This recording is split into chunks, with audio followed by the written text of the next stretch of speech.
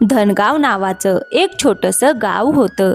गावाच्या मधोमध उभ्या असलेल्या जुन्या वडाच्या झाडाखालून एक अरुंद पायवाट जात होती आणि त्या पायवाटेच्या शेवटी गणपतरावांची जुनी हवेली होती. हवेली जरी जुनी असली तरी तिच्या भिंतीमध्ये आपुलकी, संस्कार आणि कुटुंबाच्या प्रेमाची ऊब भरलेली होती. सकाळची वेळ होती. सुमन अंगणातील तुळशी वृंदावनाजवळ उभी राहून तुळशीला पाणी अर्पण करत होती. तिच्या शेजारीच सासूबाई लक्ष्मीबाई पाटावर बसून शांतपणे जपमाळ फिरवत होत्या. जवळच ठेवलेल्या झोपाळ्यात सुमनचा 4 महिन्यांचा मुलगा माधव गाढ झोपला होता. "अगं सुमन, सकाळपासून सतत काम करत आहेस, थोडा वेळ तरी आराम करून घे. बाकीचं काम मोठ्या सुना पण करू शकतात ना." आई, फक्त तुळशीला पाणी घालते आणि मग बसते. माधव अजून झोपलाय म्हणून वाटलं तोपर्यंत थोडं काम आवरून घेते. "अगं, तू खूप समजूतदार आहेस ग, पण स्वतःची काळजीही घे. बाळ अजून लहान आहे. आईच अशक्त झाली तर बाळाला दूध कसं मिळणार?" हो आई, तुम्ही म्हणता तसं आताच आराम करते. तेवढ्यात अंगणाच्या दुसऱ्या टोकातून मोठी सून कविता हातात पाण्याचा तांब्या घेऊन बाहेर आली. पण तिचं पूर्ण लक्ष लक्ष्मीबाई आणि सुमन यांच्या बोलण्याकडेच होतं. तिच्या मागोमाग मधली सून वैशालीही तिथे आली. दोघींनी एकमेकींकडे पाहिलं आणि शांतपणे स्वयंपाकघराकडे वळल्या. स्वयंपाकघरात पोहोचताच त्यांच्या मनात साचलेला मत्सर शब्दात बाहेर पडू लागला. "अगं, पाहिलंस का वैशाली, सासूबाईंचं सगळं प्रेम फक्त सुमनवरच बरसतंय. जणू या घरात बाकी कुणी सूनच नाही." आणि ताई, त्याचं कारणही स्पष्ट आहे. तिला मुलगा झालाय ना. आपल्या मुली जणू या घरच्याच नाहीत असं वाटायला लागलंय मला. मला तर आता भीती वाटते, उद्या सगळी संपत्तीही कदाचित तिच्या मुलाच्या नावावर केली तर. आताच काही केलं नाही तर पुढे पश्चाताप उरेल. वैशालीच्या डोळ्यात पाणी होतं, पण ते दुःखाचं नव्हतं, ते मत्सराचं होतं. दुपार सरत आली तसं लक्ष्मीबाईंनी तिन्ही सुनांना ओसरीवर बोलावलं. त्यांच्या हातात लाल कापडात गुंडाळलेल्या काही बांगड्या आणि कानातले होते. त्या शांत आवाजात म्हणाल्या, "हे बघा सुनांनो, ही माझ्या आईची आठवण आहे. 3 जोड आहेत, प्रत्येकीसाठी एक एक जोडी ठेवली आहे." कविता आणि वैशालीने एकमेकींकडे पाहिलं. दागिने सुंदर होते, पण त्यांची नजर मात्र बाजूला ठेवलेल्या त्या जुन्या लोखंडी पेटीकडेच लागली होती, ज्यात लक्ष्मीबाईचा खरा खजिना बंद होता. आई, ही तर तुमची मोठी कृपा आहे. आम्हाला आणखीन काय हवं? तुम्ही आम्हाला आईची आठवण दिलीत, हाच आमच्यासाठी मोठा आशीर्वाद आहे. लक्ष्मीबाईंनी प्रेमाने सुमनकडे पाहिलं. त्यांच्या त्या मायेच्या नजरेने कविता आणि वैशालीच्या मनातला मत्सर अजूनच पेटला. रात्र गडद झाली होती. हवेलीच्या मागच्या बाजूच्या खोलीत कविता आणि वैशाली हळू आवाजात बोलत बसल्या होत्या. समोर ठेवलेल्या दिव्याची ज्योत हलकेच थरथरत होती. जणू त्या दोघींच्या मनात शिजणाऱ्या कट कारस्थानाने तीही अस्वस्थ झाली होती. आता खूप झालं. माझ्याने हे सगळं अजून सहन होत नाही. काहीतरी असं करावं लागेल की सुमन कायमची या घरातून निघून जाईल. अगं ताई, मी असं ऐकले, गावापासून 5 कोसांवर कडुलिंबाच्या झुडपांपलीकडे एक तांत्रिक राहतो. लोक म्हणतात तो हवं ते मिळवून देतो, पण त्याची किंमत मात्र फार मोठी असते. अगं, मग ठरलं तर उद्या पहाटेच आपण तिथे जाऊ. पहाटेचा अंधार अजून पूर्णपणे हटला नव्हता. हवेलीतील सगळेजण गाढ झोपेत असताना कविता आणि वैशाली अलगद घराबाहेर पडल्या. दवाने ओलसर झालेल्या पायवाटेवर त्यांची पावलं घाईघाईने पडत होती. कडुलिंबाच्या दाट झुडपांपलीकडे एका जुन्या वडाच्या झाडाखाली तो तांत्रिक धुनी पेटून बसला होता. त्याचे डोळे लाल भडक होते, कपाळावर मोठा त्रिपुंड लावलेला आणि चेहऱ्यावर विचित्र हसू होतं. त्या दोघींना पाहताच तो गंभीर आवाजात म्हणाला, "आलात तुम्ही दोघी? मी तुमचीच वाट पाहत होतो." हे ऐकताच दोघी घाबरल्या. बाबा, आम्ही का आलो आहोत हे तुम्हाला माहीत आहे? अगं, इथे जो कोणी येतो त्याची अपुरी इच्छा मला आधीच कळते. बोला, काय हवंय तुम्हाला? बाबा, आम्हालाही मुलगा हवा आहे, असा मुलगा जो घराण्याचा वंश पुढे नेईल. आणि आम्हाला सुमन या हवेलीपासून दूर व्हावी असंही वाटतं. तांत्रिकाच्या चेहऱ्यावर एक भयान स्मित उमटलं. तो म्हणाला, हे काम होईल, पण त्यासाठी मोठी किंमत द्यावी लागेल. हवेलीतील सर्वात पवित्र वस्तू मला अर्पण करावी लागेल. बाबा, कोणती पवित्र वस्तू? तुमच्या सासूबाईंचं ते सोन्याचं कंगन जे त्यांना त्यांच्या सासूकडून मिळालं होतं, आणि तुळशी मातेला रोज अर्पण केली जाणारी चांदीची पैंजण. हे ऐकताच दोघींच्या चेहऱ्याचा रंग उडाला. वैशाली घाबरत म्हणाली, बाबा, तुळशी मातेची पैंजण. इच्छा मोठी असेल तर तिची किंमतही मोठीच द्यावी लागते. काही क्षण शांतता पसरली, पण शेवटी लोभानेच त्यांच्यावर विजय मिळवला. ठीक आहे बाबा, आम्ही त्या वस्तू घेऊन येऊ. दोघी हवेलीत परत आल्या तर लक्ष्मीबाई अंगणात उभ्याच होत्या. अगं, इतक्या पहाटे कुठे गेल्या होतात तुम्ही दोघी? आई, मंदिरात गेलो होतो. आज एकादशी होती ना. बरं, पण पुढच्या वेळी सांगून जात जा. त्याच संध्याकाळी गावाच्या विहिरीजवळ बायकांची नेहमीच मैफिल जमली होती. कविता आणि वैशालीही तिथे पोहोचल्या.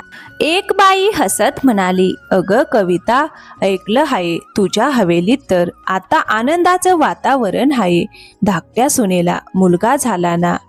आनंद कोणासाठी? आमच्या मुली जणू या घरातल्या नाहीतच. अगं, जरा हळू बोल. सासूबाईंच्या कानावर गेलं तर मोठी अडचण होईल.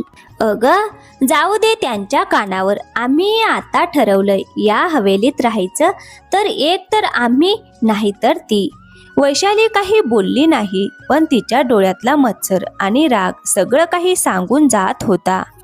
मग दुसऱ्या दिवशी दुपारी कवितेची मुलगी राधा आणि वैशालीची मुलगी गौरी छोट्या माधवजवळ खेळत होत्या. माधव जागा झाला आणि खळखळून हसू लागला.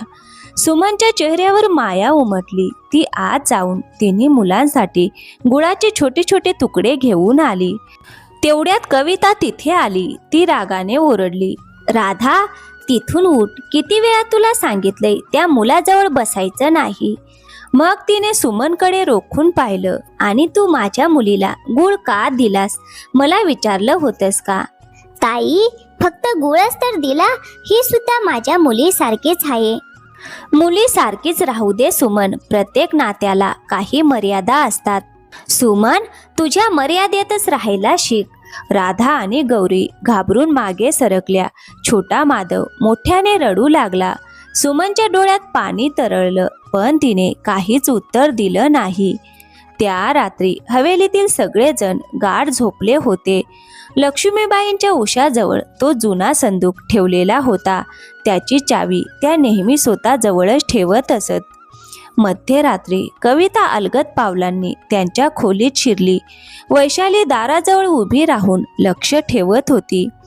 कवितेने थरथरणाऱ्या हातांनी चावी काढली.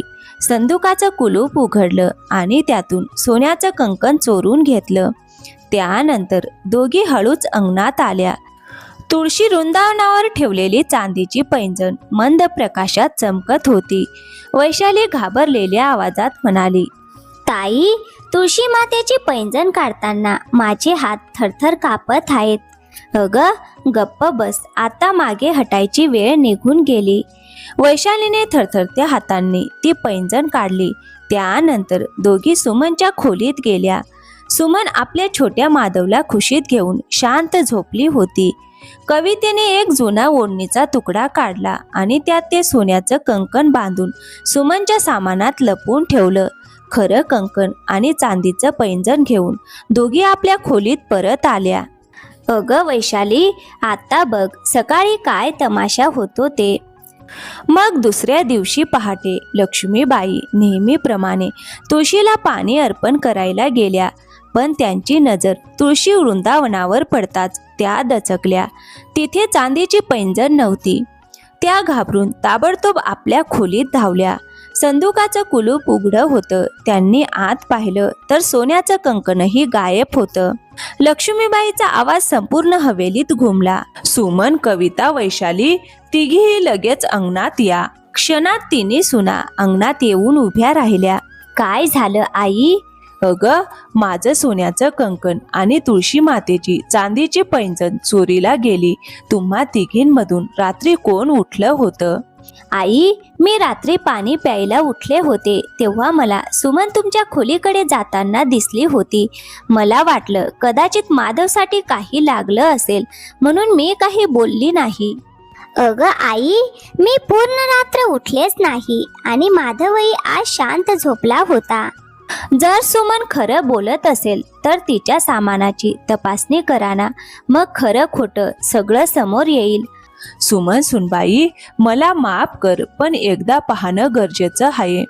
सुमनच्या डोळ्यात अश्रू दाटले तरी ती शांतपणे म्हणाली, हो आई, माझं मन स्वच्छ आहे, तुम्ही पाहू शकता. वैशाली लगेच पुढे झाली. तिने सुमनच्या सामानातून तो जुना ओढणीचा तुकडा बाहेर काढला. ओढणी उघडताच त्यातून सोन्याचं कंकण खाली पडले.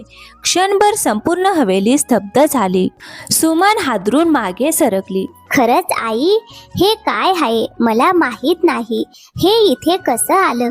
मी खरंच काही घेतलं नाही. अगं, आता अजून कसला पुरावा हवा आहे आई? बाकीचं कंकण आणि पैंजणही इनेच कुठेतरी लपवून ठेवलं असेल. लक्ष्मीबाईच्या डोळ्यातून अश्रू वाहू लागले. त्या तुटलेल्या आवाजात म्हणाल्या, सुमन, माझं मन अजूनही तुझ्यावर विश्वास ठेवू पाहतंय, पण हा पुरावा, याचं काय करू मी?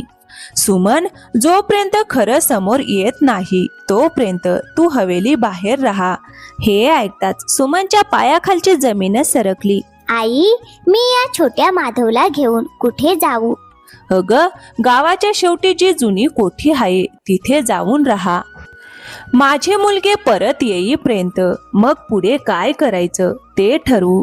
सुमन काहीच बोलली नाही. तिने छोट्या माधवला घट्ट खुशीत घेतलं, आपली छोटीशी गाठोडी बांधली आणि शांतपणे हवेली बाहेर निघून गेली. तिच्या जाण्यानंतर संपूर्ण अंगण जणू ओसाड झाल्यासारखं वाटू लागलं. मग दुसऱ्या दिवशी कविता आणि वैशाली पुन्हा त्या तांत्रिकाकडे गेल्या. बाबा, तुम्ही सांगितल्याप्रमाणे सगळं आणलंय, आता आमची इच्छा पूर्ण करा. तांत्रिकाने गाठोडं उघडलं. त्यातलं सोन्याचं कंकण आणि चांदीची पैंजण पाहून त्याच्या चेहऱ्यावर कपटी हसू उमटलं. त्याने एका छोट्या पुडीत काही भस्मासारखं देत म्हटलं, हे खा, मग तुम्हाला जे हवंय ते सगळं मिळेल. दोघी आनंदाने ती पुडी घेऊन परत निघाल्या. तिकडे सुमन गावाच्या शेवटी असलेल्या जुन्या कोठीत राहू लागली होती. दिवसभर ती गावातील घरांमध्ये भांडी घासत असे, छोटी मोठी कामं करत असे आणि कसाबसा स्वतःचा आणि माधवचा उदरनिर्वाह करत होती. पण एवढं सगळं सहन करूनही तिने कोणाकडे तक्रार केली नाही. एके दुपारी ती कोठी बाहेर बसली होती. तेवढ्यात एक वृद्ध स्त्री तिथे आली.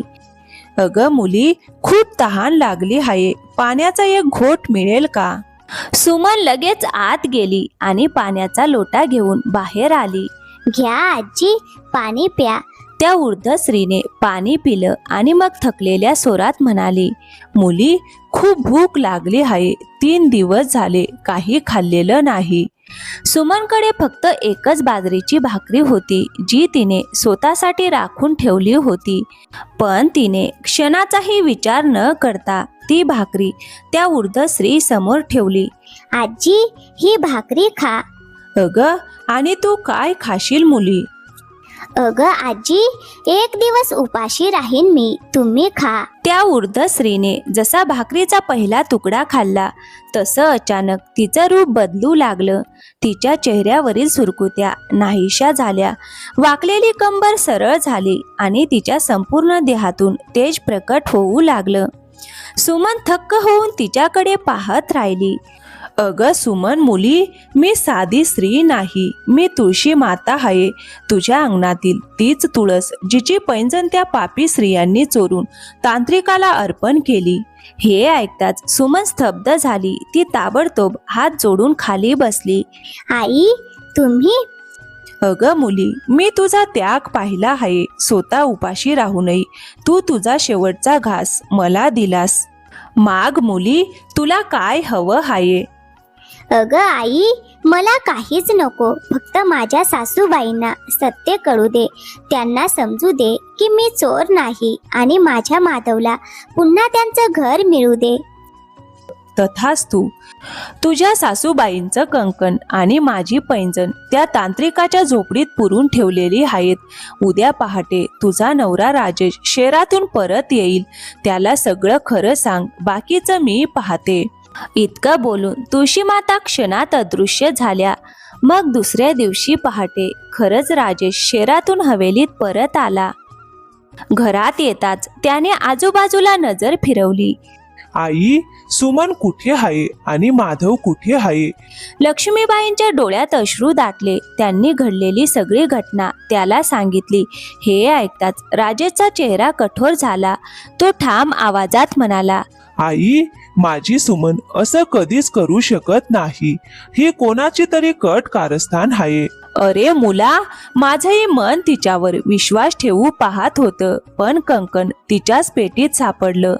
आई, पुरावे खोटे असू शकतात, पण सुमनचं चारित्र्य कधीच खोटं असू शकत नाही. राजेशने क्षणाचाही विलंब न करता त्या जुन्या कोठीकडे निघाला. कोठी बाहेर पोहोचल्यावर त्याने सुमनला पाहिलं. ती छोट्या माधवला खुशीत घेऊन शांत बसली होती. राजेशला पाहताच तिच्या डोळ्यातून अश्रू वाहू लागले. अगं सुमन, मला माफ कर. मी योग्य वेळी तुझ्यासोबत उभा राहू शकलो नाही. अहो, तुम्ही मला काहीही बोलू नका. फक्त माझ्यासोबत त्या तांत्रिकाच्या झोपडीपर्यंत चला. खरं सत्य तिथेच आहे. राजेशने लगेच गावचे पाटील, चौकीदार आणि लक्ष्मीबाईंना सोबत घेतलं. सगळेजण तांत्रिकाच्या झोपडीकडे निघाले. इतक्या लोकांना पाहताच तांत्रिक घाबरला. राजेश कठोर आवाजात म्हणाला, पाटील साहेब, याच्या झोपडीची तपासणी करा. माझ्या आईचं कंकण आणि तुळशी मातेचं पैंजण इथे सापडेल. हे ऐकताच तांत्रिक पळून जाण्याचा प्रयत्न करू लागला, पण चौकीदाराने त्याला पकडून ठेवले.